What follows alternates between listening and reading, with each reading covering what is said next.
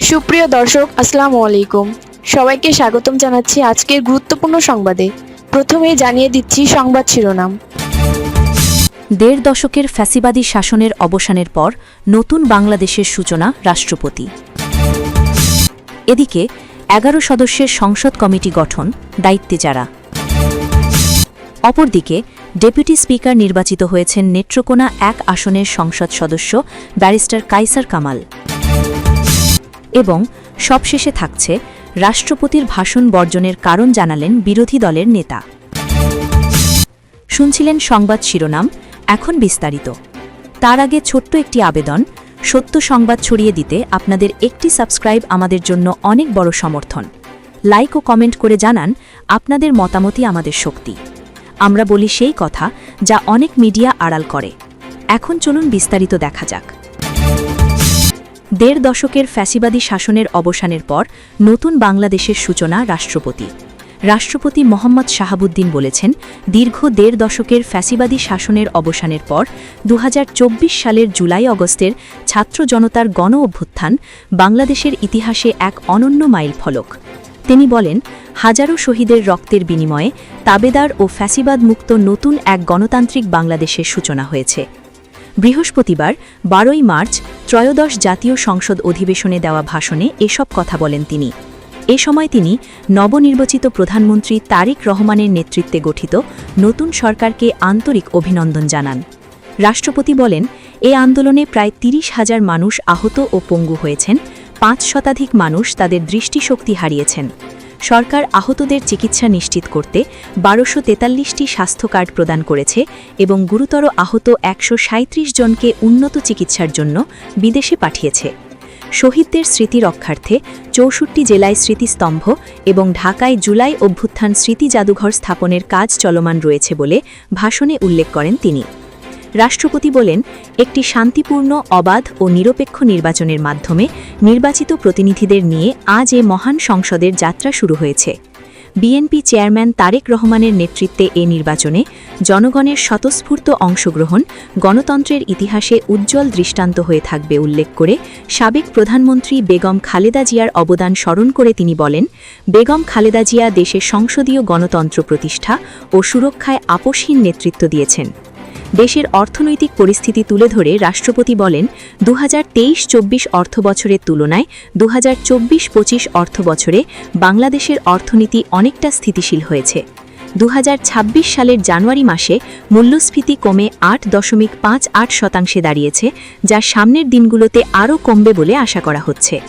2026 সালের 19 ফেব্রুয়ারি পর্যন্ত বৈদেশিক মুদ্রা রিজার্ভ 34.78 বিলিয়ন ডলারে উন্নীত হয়েছে বলে তিনি উল্লেখ করেন। রাষ্ট্রপতি তার ভাষণে ব্যাংক খাতের সুশাসন ফিরিয়ে আনা এবং পুঁজিবাজারের অনিয়ম তদন্তে কঠোর পদক্ষেপের কথা উল্লেখ করেন। মোহাম্মদ শাহাবুদ্দিন বলেন, ব্যাংক খাতে জনগণের আস্থা ফিরিয়ে আনতে এবং খেলাপি ঋণ নিয়ন্ত্রণে অর্থনৈতিক সংস্কার কমিশন গঠন করা হবে। পাশাপাশি পুঁজিবাজার সংস্কারে একটি পৃথক কমিশন গঠন করা হবে, যারা ফ্যাসিবাদী শাসনামলে হওয়া সব অনিয়ম তদন্ত করবে। এদিকে 11 সদস্যের সংসদ কমিটি গঠন, দায়িত্বে যারা। ত্রয়োদশ জাতীয় সংসদের প্রথম দিনের অধিবেশনে নুরুল ইসলাম মনিকে সভাপতি করে 11 সদস্যের সংসদ কমিটি গঠন করা হয়েছে। বৃহস্পতিবার 12 মার্চ স্পিকার হাফিজ উদ্দিন আহমেদের সভাপতিত্বে সংসদ অধিবেশনে এ কমিটির সদস্যদের নাম ঘোষণা করা হয় এবং কণ্ঠ ভোটে তা অনুমোদন পায়। সংসদ কমিটির অন্য সদস্যরা হলেন রাকিবুল ইসলাম, মিয়া নুরুদ্দিন আহমেদ অপু, কায়সার আহমেদ, শহীদুল ইসলাম, নায়াব ইউসুফ আহমেদ, জাহাঙ্গীর হোসেন, অলিউল্লাহ, সৈয়দ আবদুল্লাহ মোহাম্মদ তাহের, সাইফুল আলম এবং আবুল হাসনাত। এর আগে এদিন সকাল 11:05 কোরআন তেলাওয়াতের মধ্য দিয়ে শুরু হয় এ সংসদের প্রথম অধিবেশন। 24-এর গণ অভ্যুত্থানে আওয়ামী লীগের সরকার পতনের আগে সবশেষ সংসদ অধিবেশন শেষ হয় 24 সালের 3 জুলাই। সেটি ছিল বাজেট অধিবেশন, যেখানে 2024-25 অর্থ বছরের বাজেট উপস্থাপন ও পাশ হয়। 30 জুন বাজেট পাশ হওয়ার পর 3 জুলাই ওই অধিবেশন শেষ হয়। এরপর ছাত্র জনতার তুমুল আন্দোলনে শেখ হাসিনা সরকারের পতন হয়। অন্তর্বর্তী সরকার সংস্কার কাজ এগিয়ে নেওয়ার পর 12 ফেব্রুয়ারি নির্বাচনের আয়োজন করে। ভোটে নিরঙ্কুশ সংখ্যাগরিষ্ঠতায় জয় পেয়ে সরকার গঠন করে বিএনপি। নির্বাচিত সংসদ সদস্যরা শপথ নেন 17 ফেব্রুয়ারি। রাষ্ট্রপতি মোহাম্মদ শাহাবুদ্দিন 23 ফেব্রুয়ারি সংবিধানের 72(1) অনুচ্ছেদে দেওয়া ক্ষমতায় এ অধিবেশন আহ্বান করেন। সংসদ সচিবালয় পরবর্তীতে আনুষ্ঠানিকভাবে সূচি প্রকাশ করে। এটি ত্রয়োদশ সংসদের প্রথম অধিবেশন হওয়ার পাশাপাশি 2026 সালেরও প্রথম অধিবেশন। সংসদীয় রীতিতে বছরের প্রথম অধিবেশনে রাষ্ট্রপতি ভাষণ দেন। অপরদিকে ত্রয়োদশ জাতীয় সংসদে ডেপুটি স্পিকার নির্বাচিত হয়েছেন নেত্রকোনা 1 আসনের সংসদ সদস্য ব্যারিস্টার কায়সার কামাল। প্রথমবার সংসদ সদস্য নির্বাচিত হয়েই এই গুরুত্বপূর্ণ দায়িত্ব পেলেন তিনি। বৃহস্পতিবার 12 মার্চ সংসদের প্রথম অধিবেশনে সদস্যদের কণ্ঠভোটে তাকে ডেপুটি স্পিকার হিসেবে নির্বাচিত করা হয়। অধিবেশনে সভাপতিত্ব করেন খন্দকার মোশাররফ হোসেন। সভাপতি জানান, ডেপুটি স্পিকার পদে একটিমাত্র মনোনয়ন জমা পড়েছে। মনোনীত প্রার্থী নেত্রকোনা 1 আসনের সংসদ সদস্য কায়সার কামাল।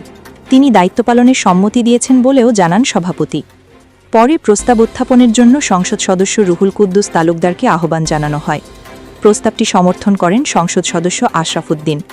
সংসদে প্রস্তাবটি উত্থাপনের পর কণ্ঠভোটে হ্যাঁ জয়যুক্ত হলে কায়সার কামাল ডেপুটি স্পিকার নির্বাচিত হন। এরপর রাষ্ট্রপতি মোহাম্মদ শাহাবুদ্দিন তাকে শপথ পড়ান। এর আগে গত 17 ফেব্রুয়ারি বিকালে তিনি ভূমি প্রতিমন্ত্রী হিসেবে শপথ নেন। ত্রয়োদশ জাতীয় সংসদ নির্বাচনে ধানের শেষ প্রতীকে প্রতিদ্বন্দ্বিতা করে কায়সার কামাল 70,855 ভোটের ব্যবধানে বিজয়ী হন।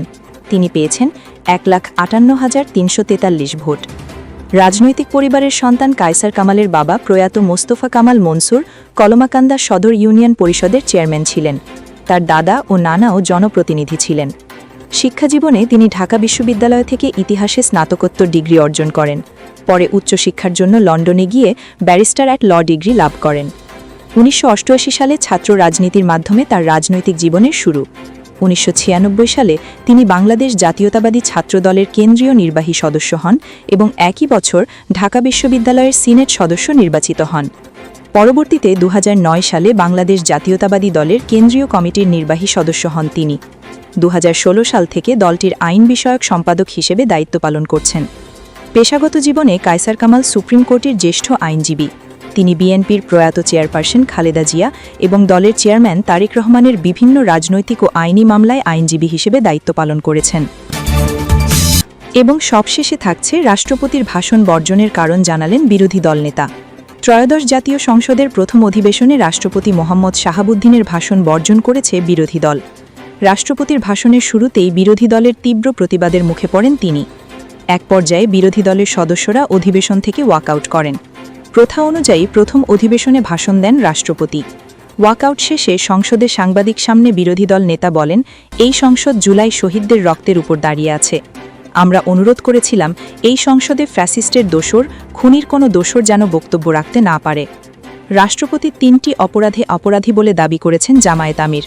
তিনি বলেন, এই প্রেসিডেন্ট 3টা কারণে অপরাধী। তার বক্তব্য এই মহান সংসদে আমরা শুনতে পারি না। প্রথম কারণ, তিনি সব খুনের সহযোগী ছিলেন। দ্বিতীয়ত, তিনি 2024 সালের আগস্টের 5 তারিখ তিনি জাতির উদ্দেশ্যে ভাষণ দিয়েছিলেন। সেই ভাষণে তিনি বলেছিলেন তৎকালীন ফ্যাসিস্ট প্রধানমন্ত্রী পদত্যাগ করেছেন এবং তিনি তা মঞ্জুর করেছেন, কিন্তু পরবর্তীতে তিনি তা অস্বীকার করেছেন। তিনি জাতির সামনে মিথ্যাবাদী হিসেবে সাব্যস্ত হয়েছেন। তৃতীয় কারণ হিসেবে জামায়াত আমির বলেন, রাষ্ট্রপতি নিজের হাতে অর্ডিন্যান্স স্বাক্ষর করেছেন।